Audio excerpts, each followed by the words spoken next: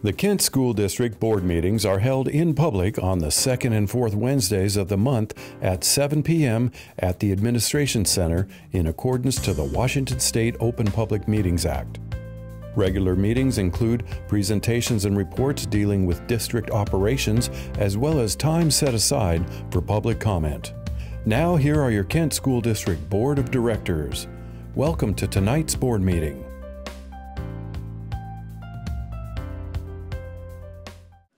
All right, so good evening. I would like to welcome you to tonight's meeting. We will start tonight with our Pledge of Allegiance, and I have asked Ann Benzulo to please lead us in our pledge. So, Ann? Did she know that? Yes, she did. Okay. I pledge allegiance to the flag of the United States of America and to the republic for which it stands, one nation, under God, indivisible, with liberty and justice for all. Thank you. So I would like to excuse Agda tonight. She's actually attending a leadership conference, and it goes into this evening, and so she'd ask if she could please be excused. So tonight is a meeting of the board held in the public to apply with the Open Public Meetings Act, and we do have an opportunity for public comment a little bit later in our meeting. If you wish to speak to the board, there are blue cards like such underneath your strategic goals. Do ask that if you wish to speak to an agenda item that you make sure that that's clear on your card so I can call you during that time. Otherwise, you'll be called during the public comment time at the end of the meeting, and at that time, you will have 3 minutes to address the board. So, Dr. Apostle, are there any changes to tonight's agenda? President Strauss, members of the board and audience, there are no changes to the agenda. Excellent. Then we will go ahead and start with our Safety Services monthly update. Were there any questions from the board on the monthly service update today? I have some. Okay. And here they're coming running up. And I know I've said this before about lockdown drills, but I'm still seeing, how many lockdown drills does a school do per year? Per year, they're required to do 3. Okay. All right, that makes me feel better. Because I know when we were in Issaquah, we only did 1 a year, and if it came in April, that was way too late. So I'm seeing them being done multiple times, so that's great. Thank you. I feel better. I don't know if you can answer this. The question about the interior locking devices, for the doors, we're looking at how many schools and how expensive is that? Do we? There's a new interior locking device that we're looking into for 7 schools, and it's the Crestwood style design where they have a center pod location, and there was some retrofitting of doors and some walls that came over time. I don't know the years, and because of that, there is a emergency exit that actually goes into a classroom where the classroom door cannot be locked from the inside because it's now been designed as a fire exit. We've been working with Kent Police and the fire departments and the city chief to look at a tool that will go on the inside, and it's in a temporary use only during emergency lockdowns. And we already teach barricading of doors during this in the run, hide, fight plan that we already teach with students in school and staff. This device is just temporary, and we're working through that process now. It looks successful, and we're working with the legal aspect on the fire side. So good. Having had a classroom that had an outside door that did not lock from the inside, it was always very disconcerting to think about having to go outside and lock the door and come back in if we were in lockdown. So thank you. Let's see. Oh, at Lake Young's, there was the break-in burglary, apparently, attempt, and there were, I think, 2 suspects that were caught. Were they school kids? Were there school kids? Because it didn't say in there, or were they? I can't answer that at this time. I'll have to review the details of that, and could answer that on more of a private meeting with that type of detail. Okay, I was just wondering, because that's the first time I think we've seen an elementary school or something within, maybe not, but suspects picked up at an elementary school. Let's see.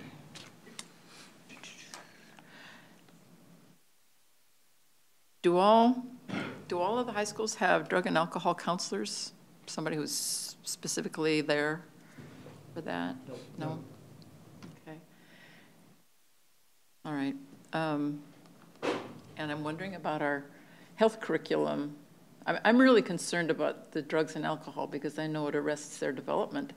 The kids don't realize that. It arrests their development, psychologically at that point in time. And if they keep doing drugs, they'll be a 35-year-old, 16-year-old. So I'm really wondering about the what our health along drug and alcohol prevention. Well, I would say that our staff readily makes referrals to outside agencies that are available and are very abundant in King County. The needs of our students, when brought to the attention of our staff, our counselors, and specialists, they don't hesitate at all to connect that student to a specialist to help provide some intervention.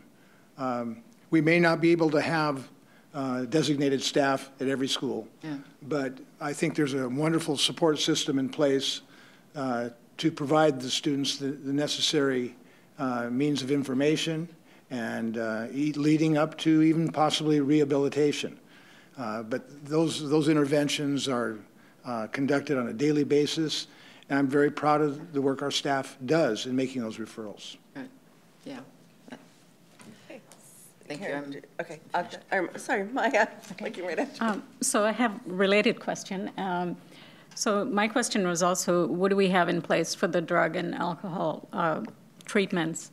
And I guess a suggestion going back to last board meeting, I did see there were about, I don't remember, 10 or 14 organizations that we're contracting or we have an MOU with. And we got information for 2, which is Kent Youth and Family Services and Communities and Schools of Kent. But there are several others there that we didn't get any information. So I'd like to find out at which schools that they are providing treatment, and and some what the scope of work is for those organizations. Maya, we can do that. If the board has an interest, we will prepare a report for the board in a future board meeting this spring to provide you a more comprehensive review rather than to spontaneously report out. If you give us some time to prepare a comprehensive report, we'd be glad to provide that to the board. Yeah, just so we understand what organizations we're partnering with that are impactful, and if we need to go out and, as community, find the other organizations that we need in those schools. Some of us board members are connected to the community enough to do that. So I think this is something we want to help with and understand, are we having difficulty finding partners?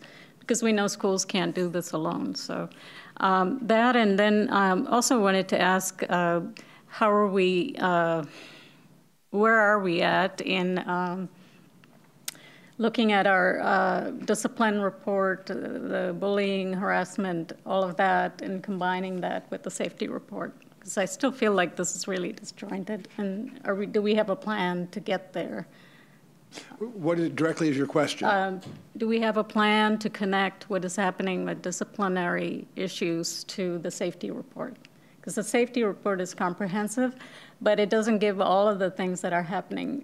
Yesterday we were at the KEA meeting, and we heard from a lot of teachers that what's happening in the classrooms are not always recorded in the safety reports that we're getting. So we don't have a good comprehensive view of what's happening in terms of discipline and safety. I certainly can't speak to what was shared with you in those meetings. I can, however, work with staff to address your questions at a future time, and we will be able to provide you a thorough review of just exactly where we are with in terms of safety, discipline, drug and alcohol use. I think that we can make it a very informative presentation, and it will answer your questions. Okay. Thank you. Russ, any? No, I'm good. Great. So thank you, Commander Kastner and Supervisor Kovich. Thank you. All right. So we are moving on to 3.01. This is the Kent Ridge Information Technology Pathway and Partnership Agreement. I'm asking for a motion to approve the Memorandum of Understanding to begin the partnership. So moved. Thank you. Is there a second? Second. Okay. Double second. Great. So are there any questions or discussion from the board? Yeah, I have a couple. It said that we're providing the labs, the equipment, the texts. How much of that is already in place, and how much are we expecting to have to spend on that? And How much will need to be Dr. Possel, I'm not sure purchased? who's Well, I'm not prepared to answer that this Well, I evening, didn't expect that you would be. we can Just certainly, heading your way. yeah, we can certainly get that to you, Karen. Thank you. We will be able to do that for you. Yeah, and where would the money come from? Sure. What pot, I guess. And we've talked about in the future, students from other schools being able to come to the different pathways. Is this just Kent Ridge kids right now that we're looking at? We're not having other kids come in from We will provide you that additional information as well. Okay. You know, we have programs, certainly, as you would expect, that attract students from around the region. Yeah. And I can quickly say, but you'd want to have more definitive numbers and what programs as well. But we attract students from outside the district to our programs, and we're very proud of that. Yeah. But to the extent to which they arrive and what programs, I'd like to know that as well. And I'm even looking at like Kentwood kids wanting to come over to the IT program and you know, kids from our other high schools. And would Kent Ridge kids be given priority because it's their home school? I'm curious about how that's going to work. Yeah, we can give a review of our intra and inter district transfers. And I think Principal Albrecht had said that they were expecting about a 60 student body enrollment in that program. So it'll be interesting to see. Okay, will do. Where we go on that. Thank you. Any other questions? Who's the staff that took the lead on this? The staff that took the, Yeah. as far as for getting, it was Dr. Hong and Dr. Del Giudice in working on the partnership. Okay. Thank you. Great job. Yeah. Absolutely. As I said before, this is one of the ones that I'm really excited about, as we can provide more opportunities for our students. So, okay, if there's no further question or discussion, I will call for the motion. All those in favor, please say aye. Aye. Any opposed? Thank you. Motion passes. So next is 3.02, the establishment of a transportation natural gas fueling station project from the 2006 bond issue. And I'm asking for a motion to establish the budget of $52,400 for the transportation natural gas fueling station from the 2006 bond issue state match contingency. So moved. Is there a second? Second. Thank you. Is there any discussion or questions on the motion? I have a question. Yeah, Russ. I do too. Where do I direct it? Good question. Dr. Stedry and Fred, Mr. Long are both here to answer those questions. So how much money do we still have sitting around in 2006 bond money? I can't give you that figure right at this moment, but I can get back to you with that Okay. information. Do you want to guess? Hundreds of thousands? Tens of thousands? No, I don't want to guess at this time. I would very much like to know how much money we still have sitting around to fix stuff or build things. We'll provide you that, Russ. Right. Okay. So, any other questions, Russ? That's it. Okay. Maya? No. Karen? Yeah, this is for it said we're getting a CNG bus. That's correct. So is this fueling station, would this be able to be expanded if we got more natural gas buses, or is this going to be limited and? This is a smaller version of what we would be required if we got like 60 buses. We can fuel up to 2 buses at a time with this unit. How long does it take to fuel a bus? Do you know?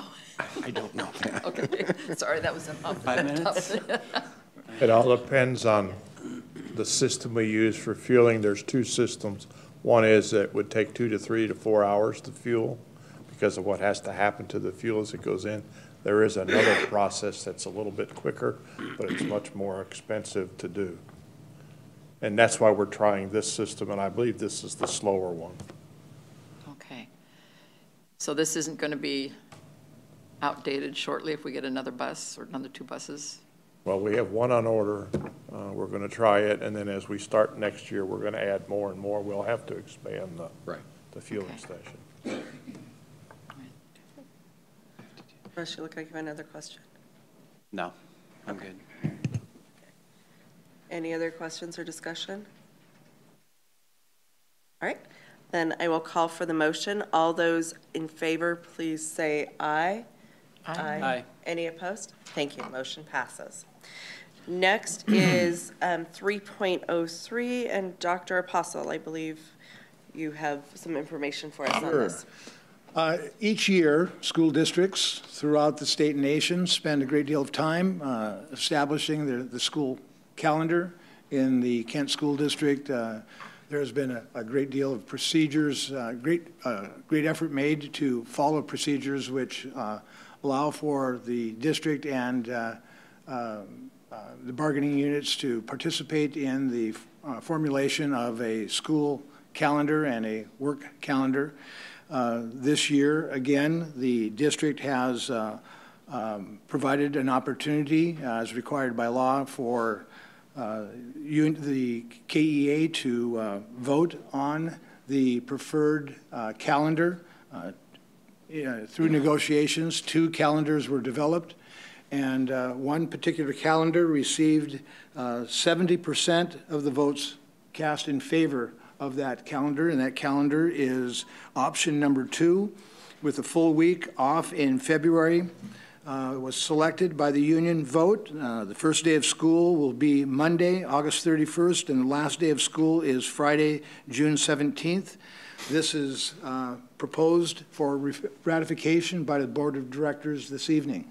So, Dr. Presley, I just have one point of clarification. Was it just the KEA or all unions that voted on it? I believe it was just KEA. No, it was all unions. Okay. All unions. Okay, yeah. I just wanted to make sure, because I thought that was our practice that we had established. So, okay, thank you for that clarification. Okay. It was a real cooperative effort, and I believe that there are certainly opinions that were shared openly and preferences given, and all sides were considered. It was hard to bring it down to just 2 calendars, but I was really pleased to see that the negotiating teams were able to, systemically bring down all the conditions, all the factors considered down to 2 options. Okay, thank you for that information. So what I'm asking for is a motion to ratify option 2 for the 2015-2016 calendar. So moved. Thank you. Is there a second? Second. Thank you. Is there any discussion or questions? Maya? I had asked Dr. Beeman to add the professional development days onto the calendar. He said that could be done, so just wondering if that can still be done. The early release. Is it early release? Okay. We'll be working on that. Okay. So that could get added once it's done? Yes, so this is the, once those dates, they'll be added onto the calendar when they're put out, but this is the base calendar to start with, yes. Okay. Are there other questions or comments? Yeah, I mean, but I think they're for Dr. Beeman, but I don't know if there's anybody here to answer. I still don't get why there's 2 separate discussions with the calendar, because those now you got me saying early releases when it's really late starts. Those late starts are extraordinarily disruptive to families, and we're still at 9, and I know that we've talked about 30, and I don't know where the board is to just table that again. Will be negotiated. But I mean, I don't know why. It frustrates me that it's still every year 2 separate conversations when I think you can negotiate it all. I don't understand the semantics of why it's 2 separate negotiations of late starts. Because I still, from what the public has told me, early releases work better. The days of the week matter. And so I don't, and frankly, I still think our teachers need more. And I know we're just discussing this, option 2, but it is the larger context that we've continued to receive mandates from the state and or our own district initiatives that pile on teachers and not giving them more time. Right, so Russ, if I may, and then I think, I don't know, Curtis, if you have something you wanted to add, but just a reminder, so right now we are looking at this calendar, the early release or late start days are a negotiated thing through union contract, and so that will be something that will be talked about when we're going through negotiations. Right, but I'm just telling my fellow board members that I think we need to look at increasing or changing the number of late starts or early releases. And that'll be done subject to bargaining. Yeah. Okay. And there will be sessions that the board can participate in to get informed as to those types of discussions that could happen at a future bargaining Well, the session. sooner the better. Certainly. Yep. Okay. So noted. Especially if we're going to increase or change the day. Wednesdays, just. Correct. All Okay. right. All right. I'm just making a point. Understood. So are there any other questions or comments in regards to the motion that's on the table? No. All right. So I'll go ahead and call for the vote. All those in favor, please say aye. Aye. Any opposed? Thank you. Motion passes. So we have a calendar for next year. So thank you. Well, no. Well, we have a calendar for the start of school and the end of school and those Okay. days. And vacations. And vacation times. Well, no, because if you increased the number of workshop days, you would have to decrease the number of days off or extend the school year or start the school year earlier. That's my whole point, is that this is 3/4 of the calendar. But I thought we had a discussion about this, Russ, and I thought we said we would do this in the next round. I don't know, it's Yeah. to be So, decided with the again, negotiation we team. have this calendar right now, and then yeah, we I do think have we're some other things that will revisiting. be in negotiation, so. All right, so on the consent agenda, we're on 4.0. Is there anything that anyone would like removed from tonight's, or pulled from tonight's consent agenda? Karen, no. Maya? Yes. What would you like to pull? Would like to pull 4.05 4.05? vouchers. Yes. Okay, thank you. Russ? I'm fine. I'm sorry? I'm You're good? good. Okay, so I'm going to ask for a motion to approve the consent agenda, less 4.05. So moved. Is there a second? I'll second. All those in favor of the consent agenda, please say aye. Aye. Any opposed? Thank you. Maya, 4.05, your question? I had questions on 3 items and just wanted an explanation on. First one is the robotics kits from Mind's Eye on page 3 for $3,000. Wanted to know which school fund? that's. Pardon? Which Oh, fund? the vouchers, the general fund. Page 3. First question is on the robotic kits from Mind's Eye, and then wanted to ask what the theft-sensitive items were for $9,500 on page 4. And finally, the personal services contract on page 7 for adult ESOL that Mr. Barron is providing for $1,850. Dr. Zed? We'll have to get that information, bring it back. Okay. Okay, can I ask the question about the ESOL the adult ASOL that Mr. Barron is providing, do we have a contract where he's providing that services for the adults? Again, that's ASB. I'll have to ask and find out. Okay. That's through ASB?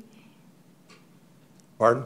Did you say that's through the ASB? Isn't that where you are? No. This is a personal services contract for adult English. What page are we on? Or page 7. Page 7. Of the general fund? Yeah. Again, I'll have to get back to you. Okay. I'm curious about that because I know he was providing services for Lucy Lopez Community Center. So I know we don't have that anymore, so I'm just wondering why he's under contract. All right.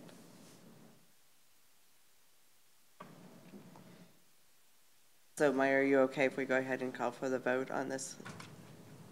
I'm going to abstain. Okay.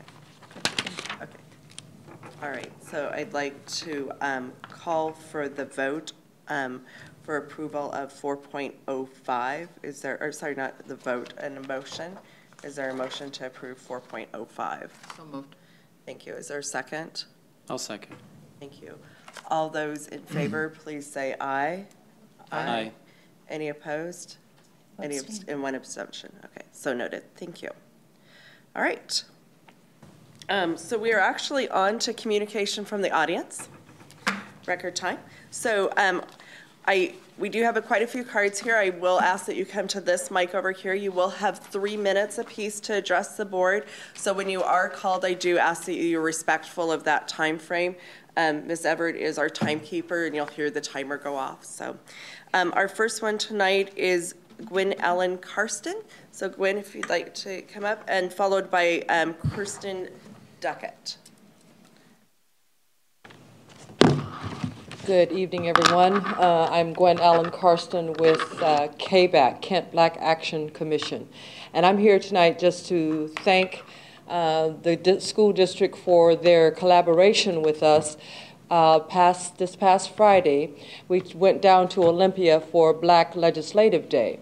And through efforts of Mr. Barringer, Chris Loftus, Brad Brown, and Brett Allen, who is over the BSU group at Kent Meridian, we were able to take 29 students out of 54 that signed up for this event.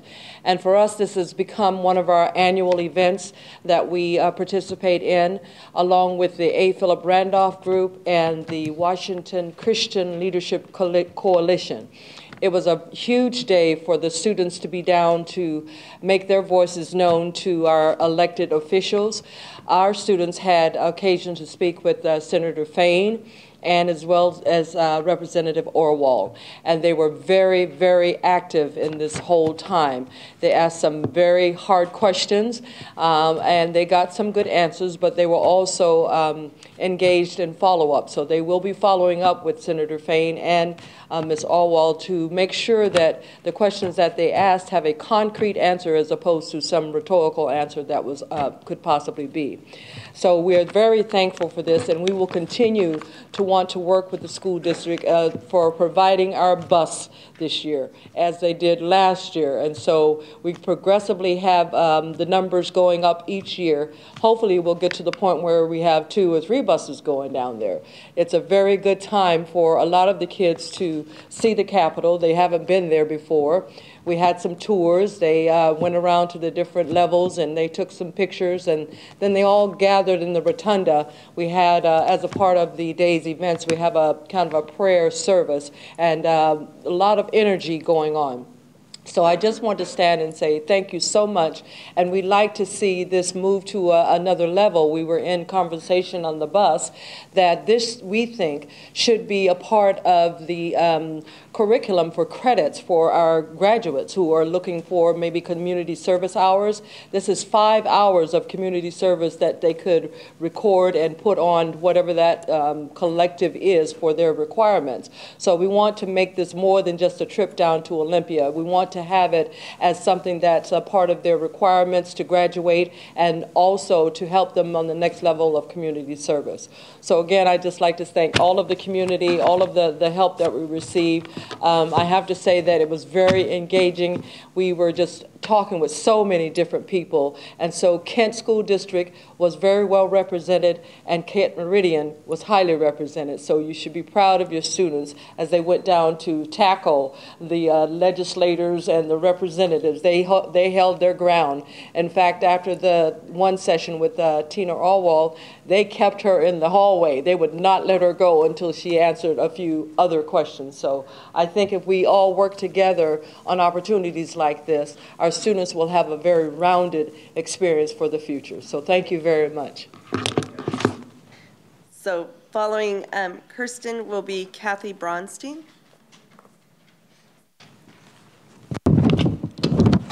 Sorry. We'll all stand it. Okay. Board members, Dr. Apostle, members of the audience, my name is Kirsten Duckett, and I am the teacher librarian and the technology integration specialist at Meridian Middle, and I'm here tonight to address the need for secondary library assistant and clerical time. We believe as librarians that the library is the center of learning in our schools and should be fully staffed. We believe that secondary libraries should have a 6-hour assistant as elementary schools do and has existed in secondary schools before budget cuts to help with clerical duties and to keep the library open during all student hours at school. We believe this should be a dedicated line item for each school, as it is for elementary libraries, and not part of a pool of clerical hours for the office that may be reallocated in the building itself. From a management standpoint, it should be a district concern regarding liability for not proactively providing KEI librarians with dedicated student-free time for lunch and planning as per the contract. Tonight I'm going to address the historical pieces of this. I was hired in 1993 as the librarian at Meridian Middle. It was Meridian Junior High then. My duties were focused on the library. At that time, we had a paraprofessional who managed our technology. In 2002, we received a .4 technology integration specialist. That was a certificated position. That was collapsed in 2006. I took on the role at that time. Prior to 2010, we actually had clerical time in the libraries. It varied 4 to 6 hours depending on the schools and their enrollment. In the middle schools, that would be the 2008, 2009, and 2009, 2010, we started the one-to-one program. We had a dedicated technology coach. In 2010, with the budget cuts, that one-to-one coaching position was also placed upon me as part of my job as the teacher librarian. All of these jobs have fallen to one person. With the passage of the levy in 2014, we hope to reinstate the library clerical position. Schools do have time allocated in chunks that must be appointed to particular roles. That's why we're asking for a designated position. One of the things we're looking at is within the next few years, there will be changes in technology that will require significantly more instruction and coaching to be used effectively both by students and staff. We can only help with those transitions if we have adequate backup ourselves. So following Kathy will be Wendy, I know I'm going to pronounce this wrong, Catamula Sereno? Oh, sorry. Yeah, and it's like, we have 3 minutes, we're good. Okay, go. Sorry. Well, thank you first for all serving. I'm Kathy Brownstein, and I work at Meeker Middle School. And there is a great need for secondary libraries to have assistant clerical time. If you just look at the job description, there's conflict within that. The current librarian job description is instructional and collaborative and does not outline clerical duties. This job description also states that activities are performed in the library and the classroom settings. When the librarian is teaching in a classroom setting, the library must be closed. When teaching in the library without an assistant, individual and student groups coming to the library are not helped. This job description specifically talks about working with library support staff. So I would leave you with the question, are the library positions half-time tech and half-time library? And when I'm doing the tech half, should the library be closed during that time? And just to give you a personal side of that, right now I'm working on the technology inventory, and I have already spent 3 Sundays of about 4 hours each time in order to get that done, because I cannot do it during my regular work day. Thank you. So following Wendy will be Carol Anderson. Wendy Keomalu Sereno, National Board Certified Teacher Librarian, Kent Meridian High School. Students have been negatively impacted with the cut of the 8-hour library clerical position at the high schools. The current situation is when librarians are teaching, whether in classrooms or in the library setting, the library is closed, leaving students with limited to no access of the library or library services, which can be anywhere from 2 to 3 days or up to 2 weeks. When librarians are teaching, we cannot run the other necessary functions of a school library, such as handing out new laptops to students, collecting laptops and books from students who withdraw, checking in and out library books and textbooks, assisting individual students with assignments and graduation requirements, resetting passwords, helping with printing and scanning, and all of the other clerical duties that we used to have in our library. Also, the library is closed when librarians take our lunches because there is no one who can cover. Oh, that's okay. Yeah, you're good. Because there is no one who can cover the library for us. This also limits students' access to valuable resources. Laptop duties have increased on a daily basis, especially at the middle school levels, and librarians have become IT equipment support staff. Teachers and even the CSC, Customer Support Center, will refer students to the library when the swap room is not open, especially at the middle schools. The swap room is only open for 3 hours each day at both the middle schools and the high schools, leaving librarians with the additional task of dealing with laptop issues. Also, at the beginning and the ending of the school year, the library is closed for laptop deployment and collection. This dilemma leaves librarians to choose between providing academic support, clerical support, or IT support to students, because supporting all areas is impossible for one person to do. In the end, students suffer because there is no equity or equality for student use of the library. Research shows that libraries with aides provide more hours of operation and allows for certificated librarians to instruct and supervise activities instead of performing basic library duties. Studies conducted in at least 14 states show that students in schools with certified librarians consistently score better on standardized achievement tests in reading compared with students in schools without certified librarians. Additionally, school libraries that also have support staff working under those librarians to assist with non-instructional needs are considered to be more effective than those without, because they give the school librarian more time to teach and collaborate.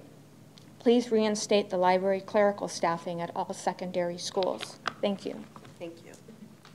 So following Carol will be Donna Like Donna, I said your last name wrong again. It's Parag, like prerogative. Thank you. Carol Anderson, down at Mill Creek Middle School.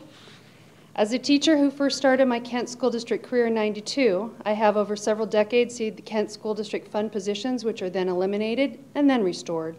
We all know that when mistakes are made, those same mistakes are often brought to light when services are not rendered, and doing less with less is obvious even to a casual observer.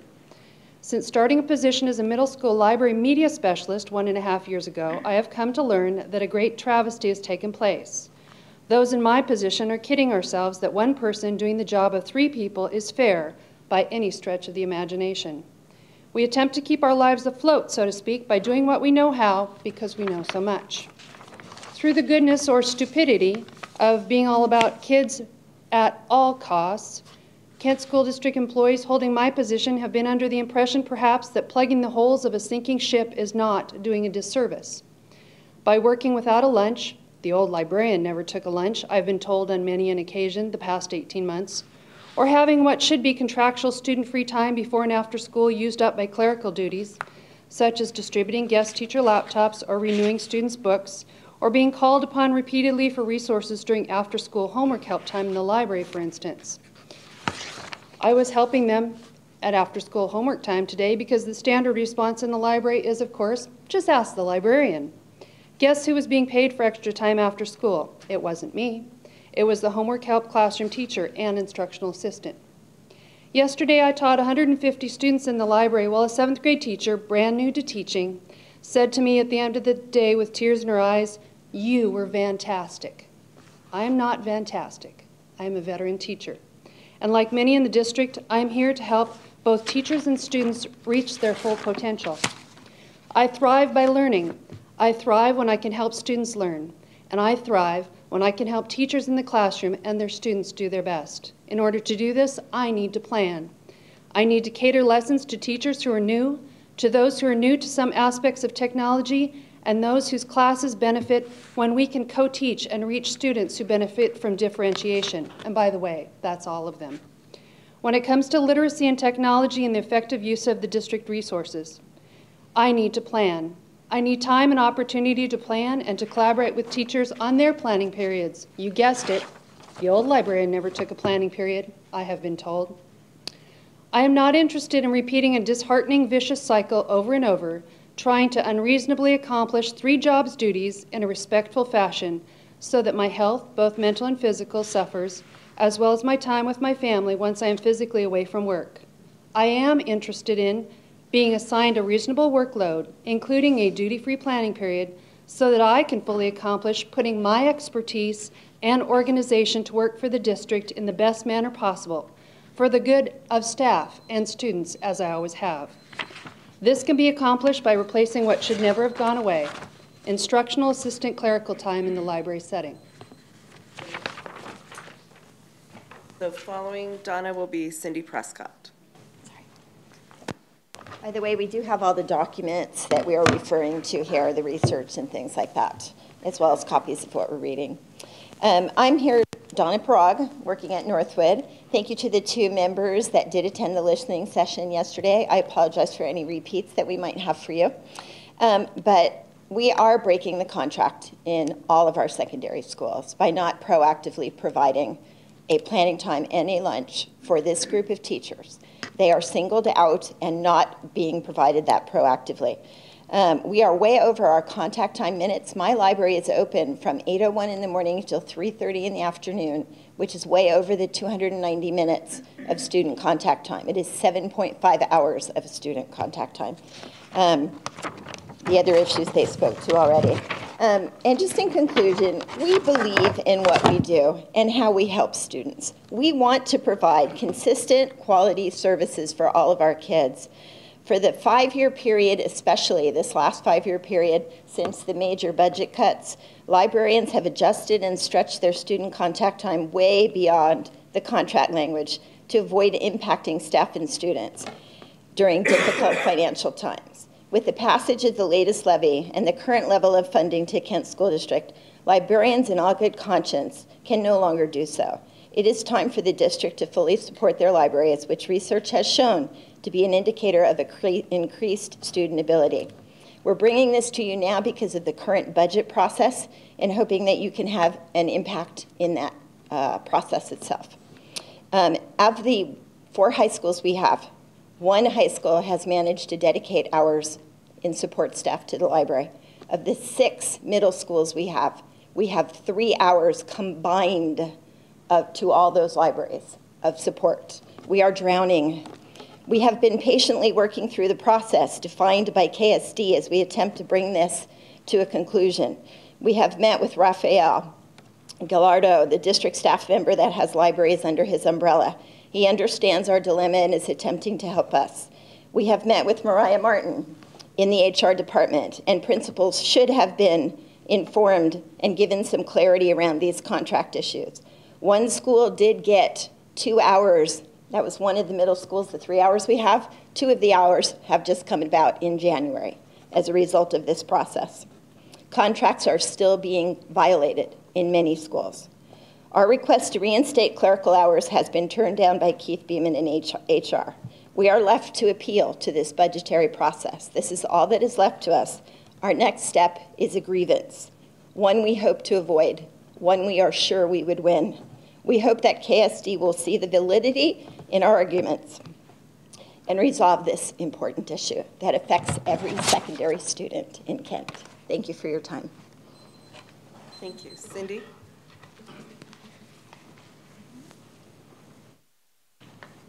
Well done, librarians. I applaud you.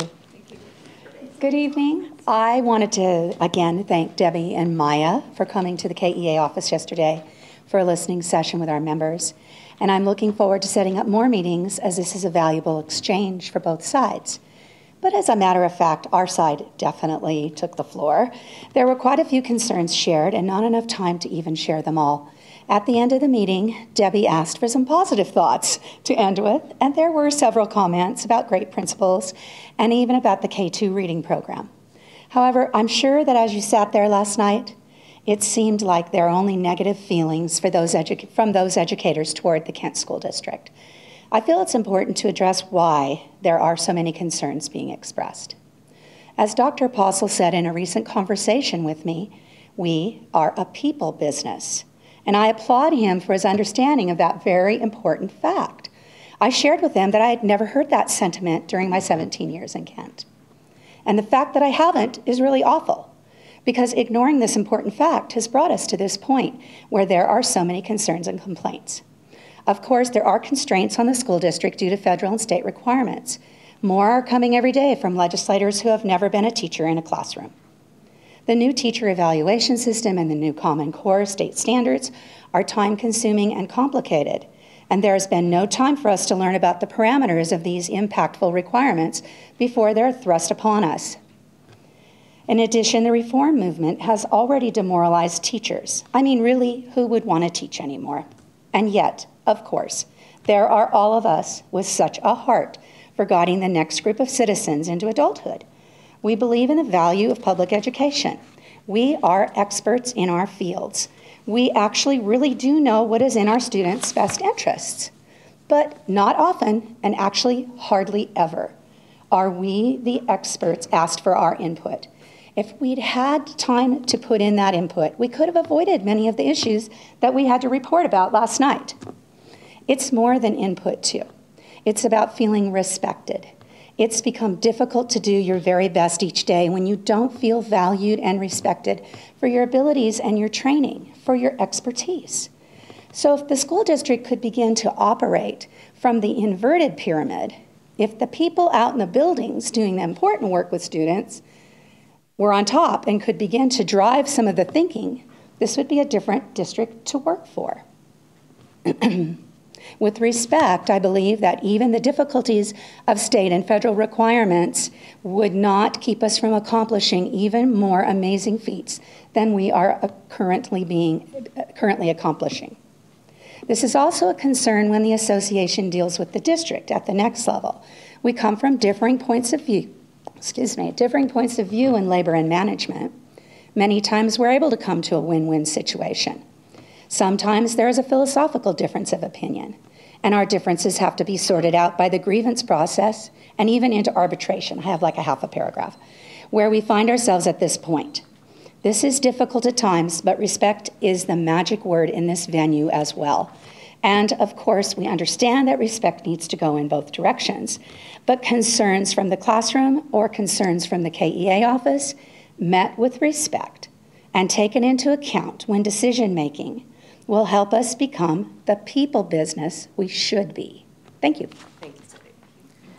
All right, and that concludes our public comment. I have not received any other cards for tonight. So, Dr. Apostle, superintendent's report, please. Yes, the creative media team has finalized the school board bio videos, which can be found on the about each board member's web page, as well as on the featured videos on the front page of the district website. As you know, the project was designed to engage the public by providing greater insights into the backgrounds, motivations and responsibilities of each of the school board members. I think it's a great outreach that the board has conducted. The program for our 18 and 21-year-olds, affectionately called the TOPS program. A lot of, in some areas of the district, there's been some conversations about its decline, but we know that the TOPS program enrollment will increase over time, and Dr. Stedry is looking for another location, new and improved, to accommodate that increased growth. So we want to be sure that board members, if you're reached by someone who speculates that the program is going to be eliminated or reduced, far from it. We are looking at upgrading it with a new location as well. I want to be sure that the board knows that we are proposing a school-based health center at Kent Meridian. There are many such health care centers at high schools throughout the nation, and as close as the Seattle School District. We found a location at Kent Meridian that we think is wonderful, and it exceeds our expectations in terms of space and infrastructure.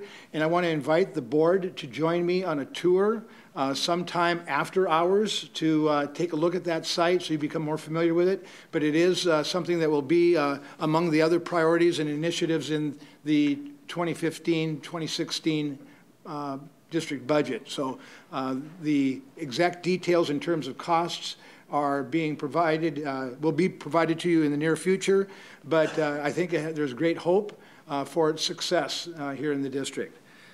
Further, the budget presentations for 2015-2016 have been developed. The board has 9 of them that have been scheduled.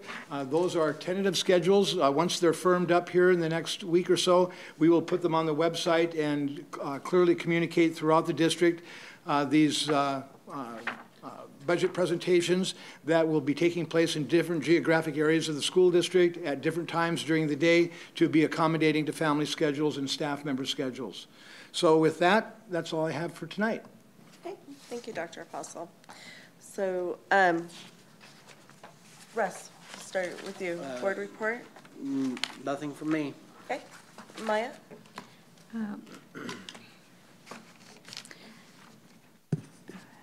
So I had an opportunity to visit Washington First Robotics, and if many of you know that it is an organization statewide that's located in Kent. And one of the things that prompted me to visit them was that, well, there was an invitation first, but prior to that, we had a huge competition at ShoWare in which Kent really wasn't represented as well as we would like. And so I'm hoping that working with our city of Kent and working with our partners in the STEM area, that we can really propel our district to a level where it should be in parallel to, you know, those in other districts like Auburn, Mountain View, and really look at our CTE program and strengthening our STEM program as well. So we had a discussion about how to support robotics in our school district and with whom we should partner, and it was just a rich discussion. And I also had a chance to attend the restorative justice presentation this evening with Mr. Brad Bell and several other principals in the room. Excited to hear about some of the possibilities in our schools. I heard a lot from the KEA meeting yesterday about discipline and what is our district doing about it. And it was very positive to see that our district is moving forward. The principals have had a chance to see, just to get an overview of the restorative justice program.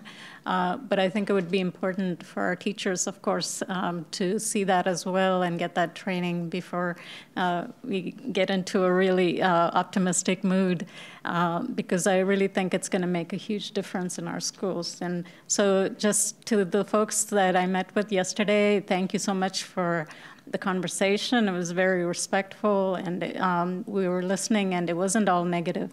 But I think you had very valid concerns.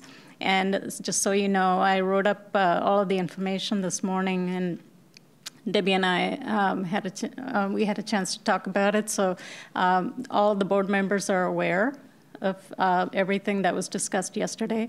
And so we're not ignoring it and ignoring your issues, but we'll certainly pay attention to all of that you provided. That's it. Okay, Karen. This afternoon, Maya was there also. We went to a restorative justice, we call it a session or an information session, I guess. Nicholas Bradford from the Regional Justice Center of Northwest was there, and he spoke. And Brad was there, and Randy was supposed to be there, but he had a conflict, I think. So it's just, I really like the idea of building relationships with kids and not just kicking them out when something bad happens, that they have to understand what their consequences are and the harm that they've caused anyone, with what it is they've done, and what are they going to do to take care of this. And it takes more time initially, but I think in the end we're going to get some really great results with this. So again, it takes a lot of time. It's going to take a lot of work. And I'm really hoping we can see it just moving forward. What he said was, the goal is for all of our youth to graduate. And the problem is that there's harm and conflict between students or in the school setting. And the current system with suspension and expulsions, and I know we're moving away from that somewhat, but the current system of suspension and expulsion is just punishment, with the unintended outcome of kids dropping out and having contact with juvenile justice. And our goal is to get kids to graduate. And this is totally counterproductive. So there's a whole bunch more to it, but it's just, and I'm just tip of the iceberg too, but when I first heard, I think, Brad talking about it weeks ago or months, maybe a month ago or so, I thought, wow, I really want to know more about that. So I'm hoping that we'll see it implemented here in increments. Tomorrow, I'm going to Martin Sortune with Maya. We're going to look at their STEM program and talk with them about that. And then on Friday, I'm going to Sunrise and Neely O'Brien to look at the HICAP programs, the self-contained and the cluster model, and see how that's working out. So I'm looking forward to that. As a former HICAP teacher, I'm really looking forward to that. Great, thank you. Oh, wait, I did have, okay. Oh shoot, I had two things now, I only remember one. But first, Karen, will you write up what you see about that? Because I still have that nagging concern about, not the self-contained, but the cluster. I still have big concerns about it. I understand why we did it in the mandate and all of that, but I still have. And it's a work in progress, I think. Yeah. I mean. So I'd love to get your reflections on what you see there. But I did go to the college fair or whatever it was, and participation seemed really great, and it was fun. And I took my freshman kid there, and so I had a good time doing that. And I had something else, but I forget. That's it. Oh, I remembered. Are you going to update the superintendent search? Yes. Okay. Is that That was what it was going to be if you weren't going to do it. Yeah, no, I will. Okay. So just a couple of things. As you saw up here, you have your invites for Tech Expo. The date is April 30th, 2015. So, and this will be in conjunction with also, there is a few other things happening at the same time. We have the NSBA technology site will be here, as well as the Microsoft Global Forum Conference is also here at the same time. I'm like, I want to make sure I get the right names right. So very exciting time for our district. So I wanted to make sure that everybody in the audience, if you're not already aware also, that it is scheduled for April 30th, 2015, 6 to 8:30 at the at the Showware Center, the Technology Center. We just need to own it. So, but we don't.